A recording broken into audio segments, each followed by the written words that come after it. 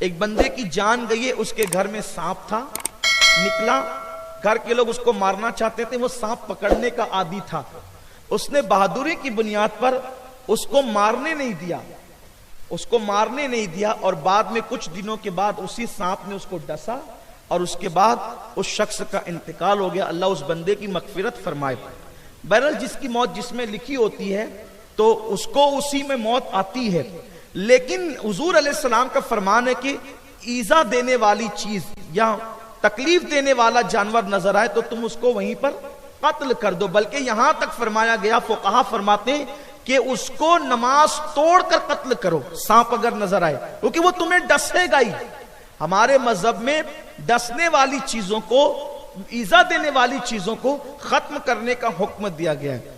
اب کبھی کبھی ایسا بھی ہوتا ہے کہ جنات بھی سانپ کی شکل میں آتے ہیں، تو ہمارے بزرگوں نے فرمایا کہ اگر آپ کو ایسا شبہ ہوتا ہے کہ یہ جنات سانپ کی شکل میں آ گیا ہے تو آپ یہ کہہ دیں کہ چلے جائیں، یہاں سے چلے جاؤ، دوبارہ کہہ دے چلے جاؤ، تیسری بار کہہ دو چلے جاؤ، پھر بھی نہ جائے تو آپ اس کو مار ڈالیں، آپ پر کوئی گناہ نہیں ہے۔ اس سلسلے میں ہماری جماعت کے بہت بڑے بزرگ حضور سیدی سرکار امام شاہ عبدالعزیز محدث دہلوی رحمۃ اللہ علیہ کا ایک واقعہ ہمارے بزرگ بیان کرتے ہیں۔ واقعہ یوں ہوا کہ شاہ عبدالعزیز رحمۃ اللہ تعالی علیہ کے گھر میں ایک سانپ نکلا، اور سانپ نکلا تو آپ نے اس کو مار ڈالا۔ جب آپ نے اس کو مار ڈالا سانپ کو، تو چونکہ وہ اتفاق سے جو جنات کا بادشاہ تھا اس کا شہزادہ تھا، اور وہ سانپ کی شکل میں شاہ صاحب کے گھر میں آ گیا تھا، شاہ صاحب نے اس کو مار ڈالا۔ جب مار ڈالا تو جنات کے بادشاہ کو خبر ہوئی کہ عبدالعزیز نام کے کوئی محدث دلی میں رہتے ہیں، انہوں نے مار ڈالا میرے بیٹے کو۔ تو اس نے چند جنات کو بھیجا انسان کی شکل میں، کیونکہ جنات جو ہے وہ بہت مختصر وقت میں کہاں سے کہاں پہنچ سکتے ہیں، وہ شکلیں بھی بدل سکتے ہیں۔ تو اب ایسا ہوا کہ وہ آئے، شاہ صاحب کے دروازے پہ دستک دی، دروازہ کھلا تو شاہ صاحب سے کہا کہ آپ سے کام ہے، ذرا باہر آئیں۔ جیسے ہی باہر آئے تو کہا چلیے ہمارے بادشاہ نے آپ کو بلایا ہے۔ چند قدم چلے تو کیا دیکھا کہ دلی تو ختم ہو گیا، لیکن ایک نئی بزم میں آپ تشریف لے گئے، جہاں پر بہت سارے لوگ موجود تھے عجیب عجیب چہرے والے، اور وہاں پر ایک بزم سجی ہوئی تھی اور ایک بادشاہ بیٹھا ہوا تھا۔ شاہ صاحب کو لے جا کے کہا کہ یہی مجرم ہے۔ شاہ صاحب نے کہا میں نے کیا جرم کیا ہے؟ تو بادشاہ نے کہا آپ نے میرے بیٹے کو قتل کیا۔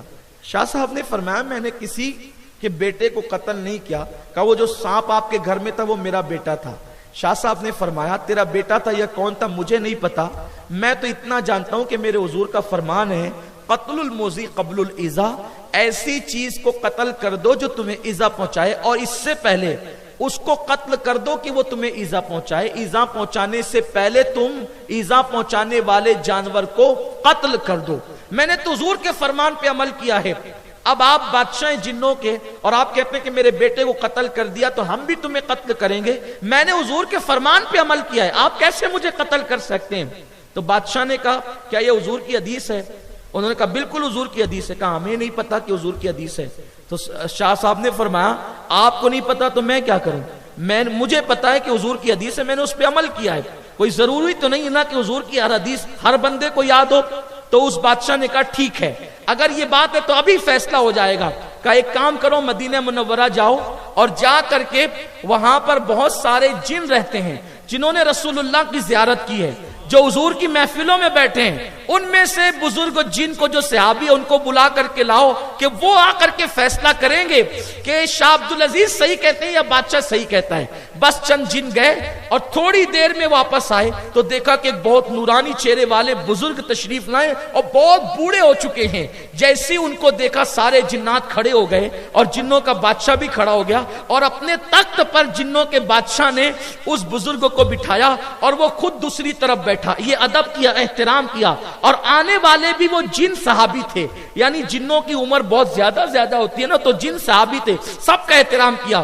تب بادشاہ نے کہا حضور آپ کی بارگاہ میں ایک مقدمہ ہے. مقدمہ یہ ہے کہ یہ شخص کہتا ہے کہ حضور کی حدیث ہے قتل الموذی قبل الایذاء, کہ موذی کو قتل کرے اس سے پہلے کہ وہ ایذا پہنچائے. اور جس نے میرے بیٹے کو قتل کیا وہ جب سانپ کی شکل میں تھا. اور یہ کہتا ہے کہ جب کوئی جن جس شکل میں ہوگا تو حکم اس چیز کا ہوگا, اصل کا حکم نہیں ہوگا. یعنی جنات اگر سانپ کی شکل میں گیا, اب اس کو مار دیا گیا تو جنات کو مارنے کا گناہ نہیں ہوگا, کیونکہ وہ سانپ کی شکل میں گیا. کیوں؟ اب آپ بتائیں.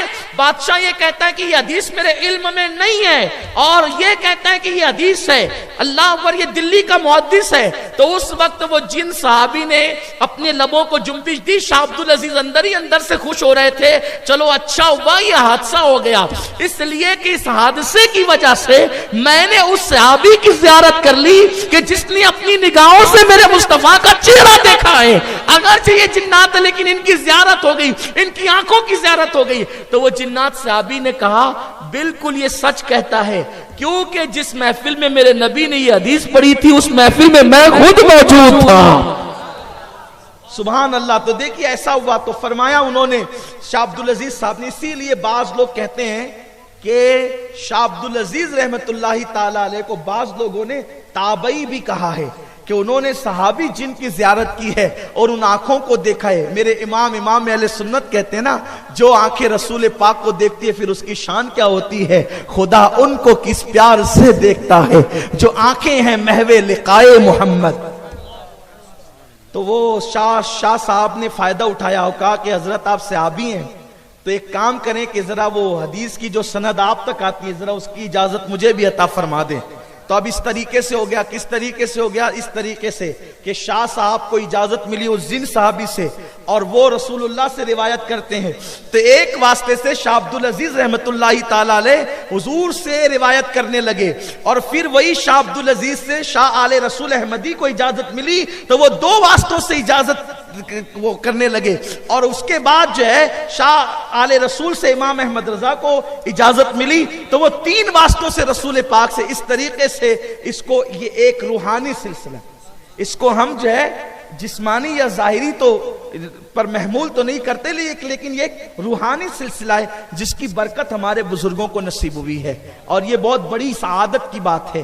میرے اور کچھ ہمارے اسلاف جو بہت بڑا دل رکھتے ہیں, اگر اس کو کوئی جسمانی طور پر بھی محسوس کر لے یا اس کی برکتوں کا اعلان کر دے تو کوئی عیب کی بات نہیں ہے. میرے آقا علیہ السلام کے دیوانوں تو حضور علیہ السلام فرماتے ہیں کہ اگر کسی نے سانپ کو یہ سوچ کر کے چھوڑ دیا کہ اس کی ناگن مجھ سے بدلہ لے گی, ناگن مجھ سے بدلہ لے گی, تو وہ ہم میں سے نہیں ہے. یعنی سانپ نظر آئے تو اس کو قتل کر دینا چاہیے. ہمارے مذہب میں سانپ کو دودھ پلانا نہیں ہے.